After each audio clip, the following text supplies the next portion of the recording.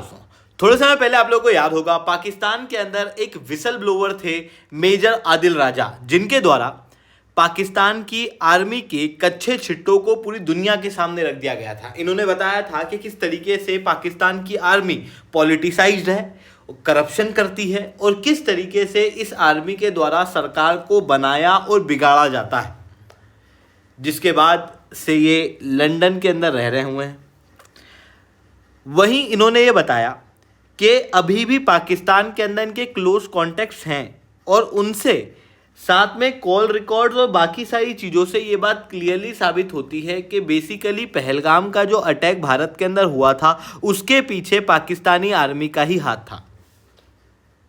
इन्होंने ये भी कहा कि न केवल पाकिस्तान की आर्मी का वहाँ हाथ था, बल्कि पाकिस्तान की आर्मी लगातार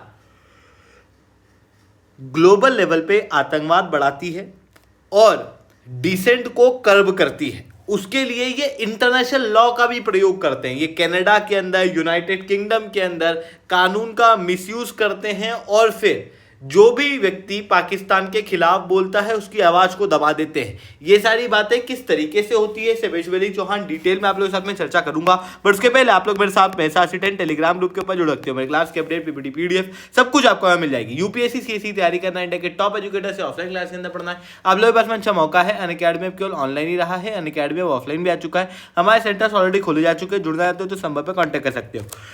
इसके अलावा मंथली करंट अफेयर्स की vaccine, previous year question, prelims के मॉक टेस्ट, एनसीईआरटी के नोट्स की समरी, इंडिया ईयर बुक की समरी अगर आपको फ्री ऑफ कॉस्ट डाउनलोड करना है, नीचे डिस्क्रिप्शन के अंदर मैंने लिंक दी है, वहां से आप लोग डाउनलोड कर सकते हो। चलिए दोस्तों, समझने का प्रयास करते हैं पे क्या हुआ है। देखो, मेजर आदिल राजा पाकिस्तान की आर्मी के अंदर एक बहुत ही इंपॉर्टेंट फंक्शनरी थे, जिन्होंने खैबर राइफल्स और 18 हॉर्स रेजिमेंट के अंदर अपनी सर्विस दी थी। 2017 के अंदर ये रिटायर हो चुके थे और उसके बाद में इन्होंने पाकिस्तानी आर्मी के खिलाफ विसल ब्लोइंग की, जहां पर इन्होंने बताया कि किस तरीके से पाकिस्तान की आर्मी के द्वारा करप्शन किया जाता है, इलेक्शन को रिग किया जाता है और सरकारें बदल दी जाती हैं। इन सारी चीज़ों को बताने के साथ में फिर ये लंदन चले गए। हालांकि इनके क्लोज वन अभी भी पाकिस्तान के अंदर है, तो जो लोग पाकिस्तान के अंदर रह गए उनको पकड़ के मारा जा रहा है, उनके बालों को खींच के, मतलब महिलाओं के बालों को खींच के उनको घसीटा जा रहा है यूनिफॉर्म्ड लोगों के द्वारा, ऐसा इन्होंने बताया। साथ में इन्होंने ये भी बताया कि उन लोगों को थ्रेट तो पहुंच ही रहा है, बल्कि ये जो लंदन में आ चुके हैं इनके खिलाफ भी लंदन के कानूनों का मिसयूज किया जा रहा है। जैसे एक आईएसआई के ब्रिगेडियर हैं रशीद नसीर, जिनके द्वारा ऑलरेडी लीबल लॉ का प्रयोग करके पहले मेजर आदिल राजा के ऊपर एक केस किया गया और इस केस के माध्यम से इनको पहले एक स्ट्रिक्ट जेल के अंदर रखा गया, फिर उसके बाद काफ़ी समय तक प्रोसिक्यूशन चला और फाइनली ये बताया कि आदिल शाह जो है वो बेसिकली निर्दोष है। लीबल लॉ क्या है? तो बेसिकली लीबल लॉ जो है वो यूनाइटेड किंगडम का एक तरीके से डिफेमेशन का कानून है।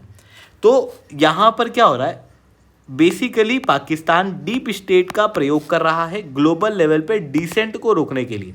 देखो, हम सब जानते हैं ग्लोबल लेवल पे क्या होता है, जब एक देश के अंदर बहुत ज़्यादा इनसिक्योरिटीज़ क्रिएट हो जाती है, करप्शन बहुत ज़्यादा हो जाता है, तो उस देश के लोग भाग के दूसरे देश के अंदर जाते हैं और ओपनली फिर उस देश के खिलाफ क्रिटिसिज्म करते हैं। यही फ्रीडम ऑफ एक्सप्रेशन उनको दूसरे देशों के अंदर मिलती है, क्योंकि हम ग्लोबल लेवल पे एक फ्रीडम ऑफ एक्सप्रेशन जो है उसको मेंटेन करके रखते हैं और उसका बेनिफिट ये होता है कि हमको जो देश के अंदर ह्यूमन राइट के वॉयलेशन हो रहे हैं उन रिजाइम के बारे में असली में पता लगता है।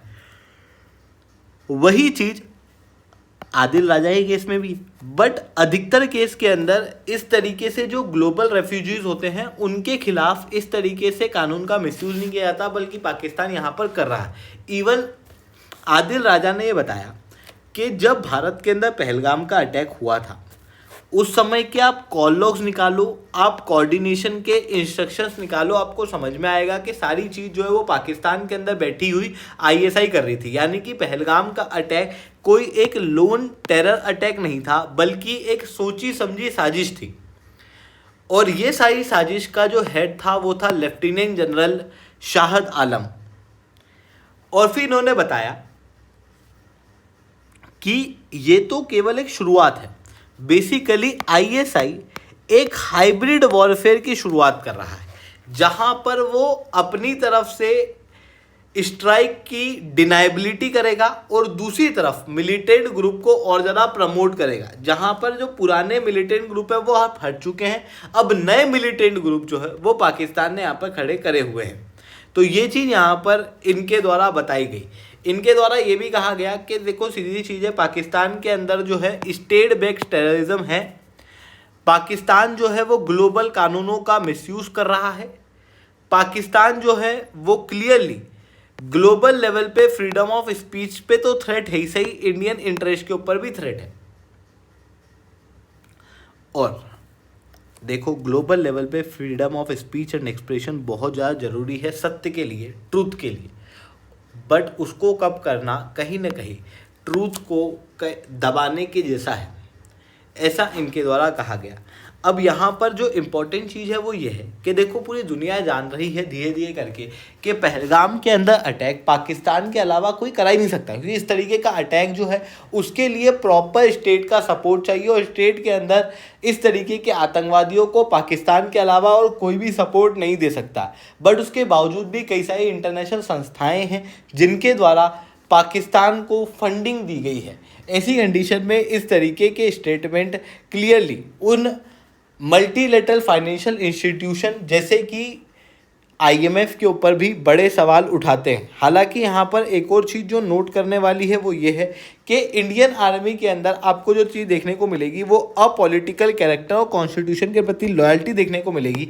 वहीं पाकिस्तानी आर्मी के अंदर बिल्कुल उल्टा है, जहाँ पर वो पावर हंग्री, मैनिपुलेटिव और टेरर लिंक्ड वाली आर्मी देखने को मिलती है जिसके अंदर रैम्पेंट करप्शन है। और इन्हीं करप्शन के कारण लॉन्ग टर्म के अंदर जो पाकिस्तानी आर्मी है वो पूरी तरीके से कमज़ोर हो चुकी है और अंदर से टूट चुकी है।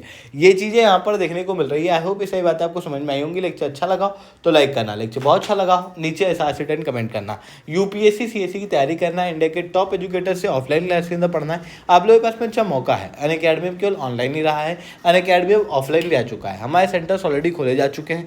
जुड़ना चाहते हो तो इस नंबर पर कॉन्टैक्ट कर सकते हो। इसके अलावा मंथली करंट अफेयर्स की मैगजीन, प्रीवियस ईयर के क्वेश्चन, प्रीलिम्स के मॉक टेस्ट, NCERT के नोट्स की समरी और इंडिया ईयर बुक की समरी अगर आपको फ्री ऑफ कॉस्ट डाउनलोड करना है तो नीचे डिस्क्रिप्शन के अंदर मैंने लिंक दी हुई है, वहाँ से आप लोग डाउनलोड कर सकते हो। ठीक है दोस्तों, आज के लिए that's all from my side. जय हिंद, जय भारत।